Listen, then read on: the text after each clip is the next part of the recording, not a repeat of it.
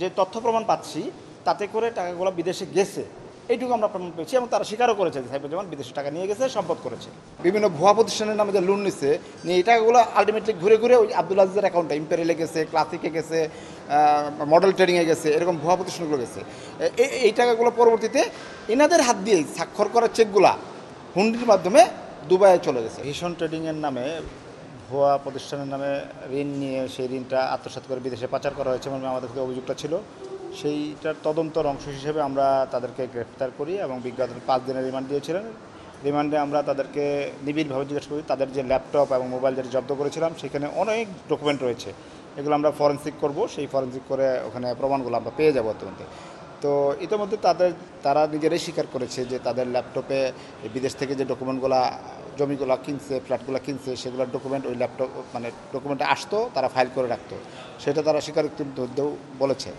তো আমরা এখন ওই 23 বস্তা যে ফাইলগুলো উদ্ধার করেছি সেই ফাইলগুলোর সাথে এনাদের বক্তব্য মিলিয়ে দেখব যে এই সম্পত্তিগুলো যে অর্জন করছে বিদেশ থেকে ওনাদের এই বক্তব্যের সাথে মিল আছে কিনা। আমরা এই পর্যন্ত ইতিমধ্যে প্রাইমারিলি যে তথ্যগুলো পেয়েছি তাতে করে প্রাসঙ্গিক মিল রয়েছে এবং তারা স্বীকারও করেছে মানে যে সাইফুজ্জামান চৌধুরী বিদেশে টাকা পাচার করেছে এবং কোন কৌশলে পাচার করেছে সেই বিষয়গুলো নিয়ে আমরা আরও তদন্ত করছি, তদন্তে বিস্তারিত উঠে আসবে। জি, তারা নিজেরাই স্বীকার করেছেন, কারণ তাদের হাত দিয়ে এই জিনিসগুলো ঘটেছে। এই যে ভুয়া প্রতিষ্ঠানগুলোর নামে ঋণ হয়েছে 6টা প্রতিষ্ঠানের নামে 125 কোটি টাকা, গতকাল মামলা হয়েছে, আজকে মামলা হয়েছে 60 কোটি টাকা ঘুষ সংক্রান্তে। যে সাইফুল চৌধুরী আইকনেক্স নামে একটা কোম্পানি থেকে 60 কোটি টাকা ঘুষ নিয়েছে। গত বৃহস্পতিবার মামলা হয়েছিল 62 কোটি টাকা নিয়েছে, 52 কোটি টাকা নিয়েছে থার্মেক্স থেকে। এরকম করে যে ঘুষগুলো নিয়েছে, এই ঘুষের টাকাগুলা বিভিন্ন অ্যাকাউন্ট ঘুরে এদের নামে অ্যাকাউন্টে আসতো। এই যে আব্দুল আজিজ, তার নামে একটা প্রতিষ্ঠান আছে ইম্পেরিয়াল ট্রেডিং, এইটাতে লেনদেন হয়েছে 700 কোটি টাকা। 700 কোটি টাকা লেনদেন হয়েছে এই ঘুষের টাকা। এই যে বিভিন্ন ভুয়া প্রতিষ্ঠানের নামে যে লোন নিচ্ছে নিয়ে এই টাকাগুলো আলটিমেটলি ঘুরে ঘুরে ওই আব্দুল আজিজের অ্যাকাউন্টে, ইম্পেরিয়ালে গেছে, ক্লাসিকে গেছে, মডেল ট্রেডিংয়ে গেছে, এরকম ভুয়া প্রতিষ্ঠানগুলো গেছে। এই টাকাগুলো পরবর্তীতে এনাদের হাত দিয়েই স্বাক্ষর করা চেকগুলা হুন্ডির মাধ্যমে দুবাইয়ে চলে গেছে। দুবাই থেকে UK, USA, Singapore, India, Thailand, Cambodia, Malaysia, এই দেশগুলো আমরা তথ্য পেয়েছি যেগুলোতে টাকা গেছে এবং সম্পত্তি ক্রয় করা হয়েছে। আসলে আপনারা জানেন যে হুন্ডি কিন্তু কোনো ইনস্ট্রুমেন্টের মাধ্যমে যায় না। আমাদের দেশে জানেন অনেক লোক প্রবাসে থাকে, তারা যে বিদেশে বাংলাদেশে টাকা পাঠায় তারা হুন্ডিটা খুব কমফোর্টেবল করে, কারণ সকালবেলা দিলে 1 ঘন্টার মধ্যে তার লোক টাকাটা পেয়ে যায়। তো করে কি দুবাইয়ের যে আছে আমাদের কর্মচারীরা, তারা ওখানে ওই দুবাইয়ের টাকাটা একজনকে দেয়, ওরা রিয়ালটা দিরহামটা ইউএইটা রেখে দেয়, আর বাংলাদেশ থেকে এই হুন্ডিওয়ালারা এদেরকে বাংলা টাকা দিয়ে দেয়। তাহলে টাকাটা কিন্তু যাচ্ছে না কোনো মাধ্যমে। এইটা কিন্তু আমরা যে তথ্য প্রমাণ পাচ্ছি তাতে করে টাকাগুলো বিদেশে গেছে, এইটুকু আমরা প্রমাণ পেয়েছি এবং তারা স্বীকারও করেছে যে সাইফুজ্জামান বিদেশে টাকা নিয়ে গেছে, সম্পদ করেছে। 23 বছরের মধ্যে অনেক সিগনিফিকেন্ট ডকুমেন্ট আছে। আমরা প্রাথমিকভাবে যেহেতু আমরা আসামের রিমান্ডে জিজ্ঞাসাবাদ করতেছিলাম, মনোযোগ দিয়ে কম দিতে পেরেছি, তো যেটুকু প্রাথমিকভাবে দেখেছি ওখানে বিদেশি সম্পদ অর্জনের দালিলিক অনেক প্রমাণ রয়েছে। এই প্রমাণগুলো দিয়ে আমরা ইনশাল্লাহ মামলা প্রমাণ করতে পারবো। আমাদের তদন্তকারী কর্মকর্তা আসামিদেরকে বিজ্ঞ আদালতে সুপর্দপূর্বক 166 ধারায় স্বীকারোক্তিমূলক জবানবন্দির জন্য আবেদন করেছিলেন। সেই অনুযায়ী আসামিরা বিজ্ঞ ম্যাজিস্ট্রেটের সামনে উপস্থাপন করা হয়, তাদেরকে আইন অনুযায়ী সময় দেওয়া হয় এবং তারা দুজনেই 166 ধারায় স্বীকারোক্তিমূলক জবানবন্দি দিয়েছেন।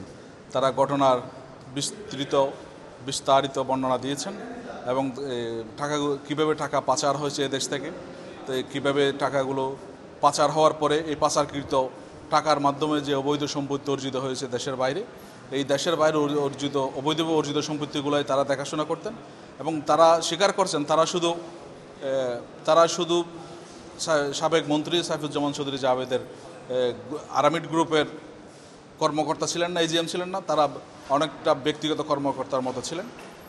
তাদের সহযোগিতায় শত কোটি টাকা দেশ থেকে দেশের বাইরে পাচার হয়েছে, একথা তারা স্বীকার করছে। ভীষণ ট্রেডিং নাম সর্বোচ্চ একটি কোম্পানি সৃজন করে সাবেক মন্ত্রী সাইফুজ্জামান চৌধুরী জাভেদ একটি কোম্পানি সৃজন করছিলেন। ওই কোম্পানির মাধ্যমে উনি ব্যাংক থেকে ইউসিবিএল থেকে 25 কোটি টাকা লোন নিয়েছিলেন।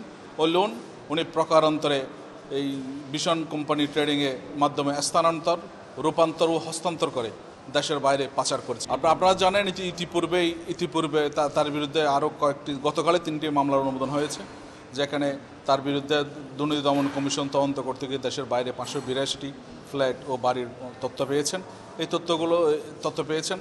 তারা এই বাংলাদেশ সরকার যে পাচারকৃত অর্থসমূহ ফেরত আনার জন্য যখন উদ্যোগ গ্রহণ করলেন, তখন তিনি তার অবৈধভাবে অর্জিত এই সম্পদসমূহ যখন তিনি ট্রান্সফার করছিলেন, আমরা গতকালই একটা র্যাড নোটিশের অনুমোদন বিজ্ঞ আদালত থেকে পেয়েছি।